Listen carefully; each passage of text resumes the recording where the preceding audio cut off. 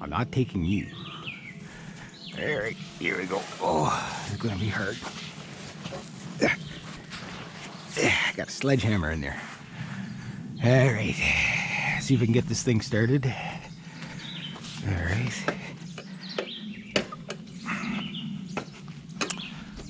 What the hell's with this? So I readjusted the seat.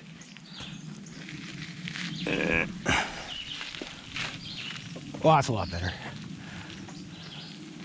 Yeah, there you go. Perfect. Perfect seat adjustment. What can't you do with a hammer? There we go. Adjust my brakes. All right. Maybe about 20-kilometer day plus cement working. I got a sledgehammer, a stone chisel, my safety glasses, my gloves, hearing protection, eye protection, 2 things of water, and now go build a concrete step. But I'm gonna leave the sledgehammer there because I don't want to have to drag it back. I'll get it next week when my client's back and she can give me a lift back in the car. So I could even go about an inch lower on the seat, but it's not too bad. It's just about right. Okay. Wednesday. Here we go. How's your Wednesday? Pedaling in work boots. My cousin. Let's get across the road. I tend to like to see what's coming at me, so I'm gonna break the law.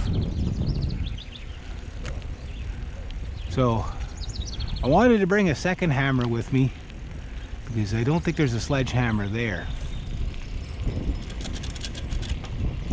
So I'm hoping that that step integrity is really low so I can whack it maybe like 5 times and bust the whole step. That's the only part of the day that I'm kind of worried about, is how hard is it going to be to bust that, because concrete's funny. It crumbles right before your eyes, or you pound on it, or it takes you 16 days with a jackhammer. You know what I mean? Like there it's not that thick, so, but it's like just because the edges break off easily doesn't mean the whole thing's gonna break off. What happens with these steps is like they're right at the door, right? And all the water that leaks into it, whatever, in the winter, and it's horse tracks. Somebody had to take a horse to work. There we go.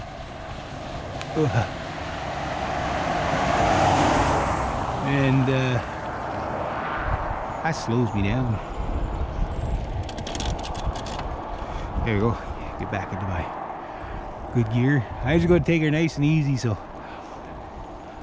I'm probably still going to get to work on time, but I don't know. But anyway, yeah, so the water gets in underneath the step, and then it freezes, and then people go chip the ice off the step, right? And when they do, as soon as you bang a concrete step and when it's frozen, it just puts a hairline crack the whole way down through.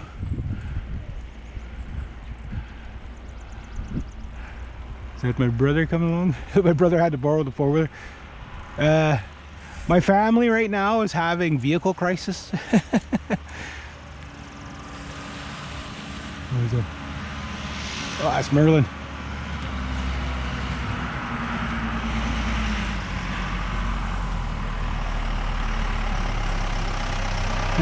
No, it's Bonnie. So yeah, so lawnmower crisis there. Finally got it sorted out. The brother was trying to change the brakes on his minivan, the Dodge Mini Caravan, same that just passed us there, and it's like the bracket, like the brakes that were put on, you could order up 2 types of brakes for the 2008 to 2000 whatever. His is a 2012 generation of Dodge, right? And you can basically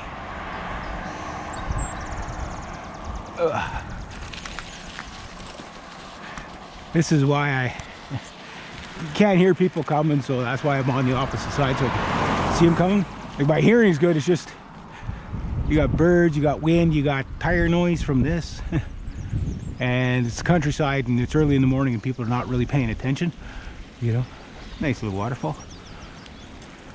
It's like I'm trying to get my speed up so I can get a good cruise going, but every time I do I have to knock it down a notch because the car comes around the corner. So anyway, as I'm saying, the brakes on his car or on his minivan, right, there's 2 types, and that's 2 types of rotors, 2 types of brackets, 2 types of calipers, etc, etc, 2 types of pads. Now there's a 3rd option. It's called the Chinese option, right? And my brother, he doesn't want to have to replace the calipers, but it looks like he's going to have to. Like, we pulled one out and we couldn't, my dad couldn't get it back into the piston back into the caliper, and it's just like, yeah, no, that's toast. That's because what happens is the pivot studs, if you don't maintain the pivot studs, and nobody does, like, you could have calipers last you the entire life of the vehicle if you just maintain those 2 studs. All it is, once a year, or maybe once every 2 years, pull those little rubber grommets off. If you have to replace them, if they're leaking, replace them. You see rust on the screw or on the bolt, replace it, right? Just put that little easy slide stuff on it, as I got there. I got a big tube of it. Don't know if my brother's going to steal it on me, but I lent it, gave it to him anyway. I said put that on those so that the caliper slides, because what happens is one side gets sticky and then your caliper starts doing this, and then your piston starts to bend inside the piston, inside the caliper, and then before you know it, it jams. Now that's fine when you only have like that much brake left on. When you go to put new brakes on, you can't push them back in to get the new brakes on there. And sometimes you can rebuild them, but most of the time when they're at that stage, it's just easier to replace them. You know what I mean? It's more expensive, but you know, that's vehicles. They're all expensive. Even bicycles are expensive. Maybe not this one because I got it for free, but you know, yeah. And the client I'm going to, I'm working for, his widow. He's no longer with us.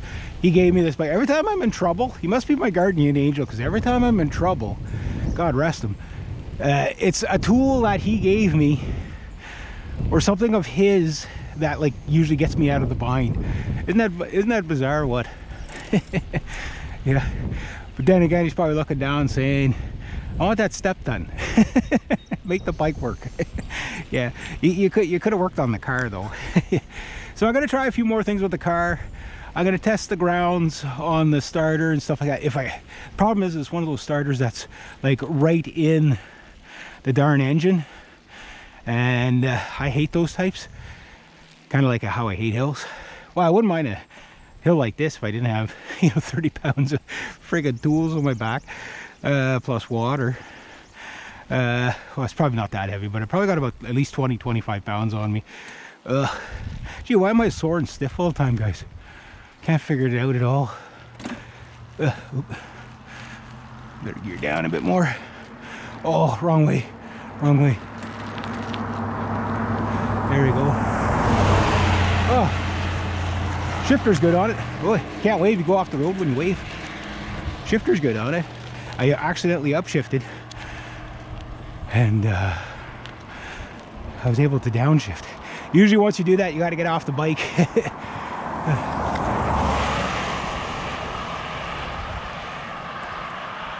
There's maybe 2 more bigger hills.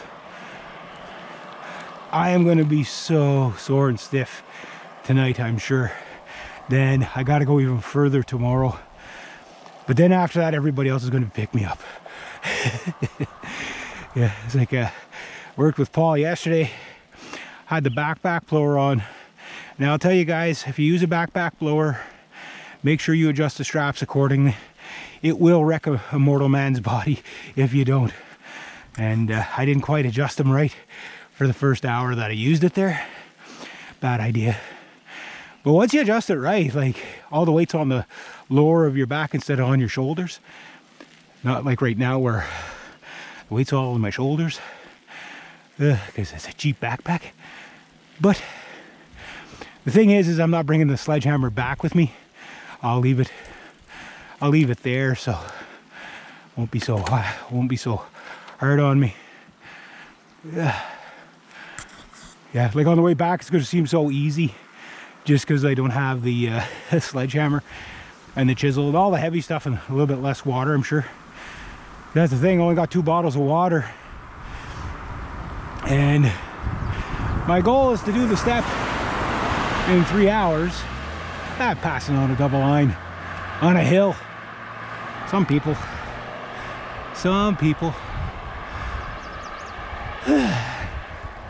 But the goal is to get the step done in 3 hours because that's what I got paid for. But I have a hunch it's going to take me longer than that. But I'll spend the day on it just because even though my client isn't here, that's okay. So I'll just let her know that, you know, if it takes me a little bit more, oh geez. And if it takes me a little more, it takes me a little more.